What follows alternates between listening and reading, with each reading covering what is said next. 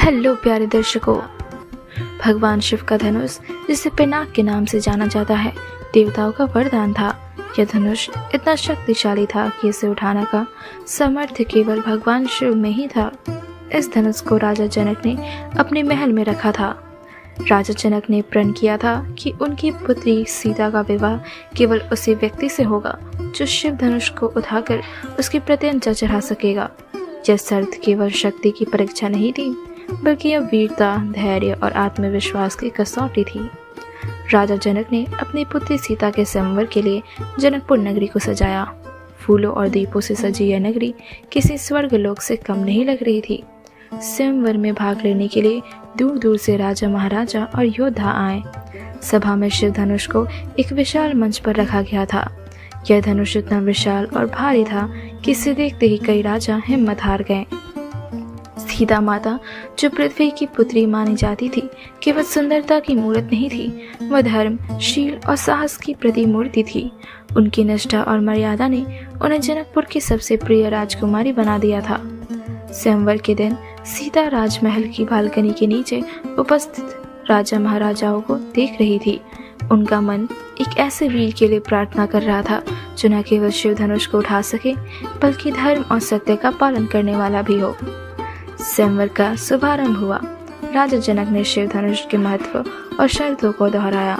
सभा में उपस्थित राजा एक एक करके धनुष को उठाने का प्रयास करने लगे। कुछ ने धनुष के पास जाकर ही अपने हाथ जोड़ दिए, कुछ ने इसे उठाने का साहस किया, लेकिन धनुष अपनी जगह से हिला भी नहीं। राजा जनक की चिंता बढ़ती जा रही थी। उन्होंने आकाश की ओर देखकर कहा, क्या इस पृथ्वी पर कोई ऐसा वीर नहीं जो मेरी पुत्री के योग्य हो?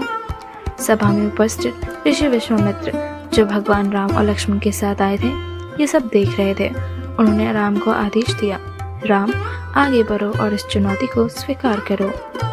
राम, जो अपनी विनम्रता और मर्यादा के लिए विख्यात थे, गुरु का आदेश सुनकर उठे। वह धीरे धीरे मंच की ओर बढ़े। उनकी चाल में आत्मविश्वास था, लेकिन अहंकार का नामो निशान नहीं था। सभा में सभी राजा और उपस्थित लोग राम को आश्चर्य और कौतूहल से देख रहे थे। राम ने शिव धनुष के पास जाकर उन्हें प्रणाम किया। उन्होंने भगवान शिव का ध्यान करते हुए धनुष को दोनों हाथों से उठाने का प्रयास किया। जैसे ही उन्होंने धनुष को छुआ, ऐसा लगा मानो भगवान शिव की शक्ति स्वयं उनके अंदर समाहित हो गई। राम ने धनुष को इतनी सहजता से उठाया जैसे वह कोई साधारण वस्तु हो। इसके बाद राम ने धनुष की प्रत्यंचा चढ़ाने का प्रयास किया। जैसे ही उन्होंने प्रत्यंचा खींची, एक तीव्र ध्वनि के साथ धनुष 2 टुकड़ों में टूट गया। यह अद्भुत घटना देखकर पूरा जनकपुर खुशी से झूम उठा। जयकारों की गूंज पूरे सभा में होने लगी। राजा जनक की आंखों में गर्व और खुशी के आंसू झलक आए। जब शिव धनुष टूट गया तो राजा जनक ने सीता को बुलाया। उन्होंने अपनी पुत्री से कहा, पुत्री, यह वही वीर है जिसे भगवान ने तुम्हारे लिए चुना है। अब इन्हें अपना जीवन साथी स्वीकार करो। सीता ने राम को देखा और उनके गुण, शील और पराक्रम को पहचानते हुए उन्हें नया जीवन साथी मान लिया। उन्होंने अपने हाथों में वरमाला ली और राम के गले में डाल दी।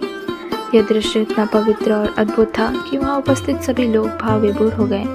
यह केवल 2 आत्माओं का मिलन नहीं था, बल्कि धर्म, प्रेम और सिद्ध की विजय थी। शिव धनुष के टूटने की खबर भगवान परशुराम तक पहुंची। वह अत्यंत क्रोधित होकर स्वयंवर में आए। उनका क्रोध देखकर पूरा जनकपुर कांप उठा। उन्होंने सभा में पूछा, ऐसा कौन साहसी है जिसने भगवान शिव के धनुष को तोड़ने का साहस किया? सभा में एक बार फिर सन्नाटा छा गया।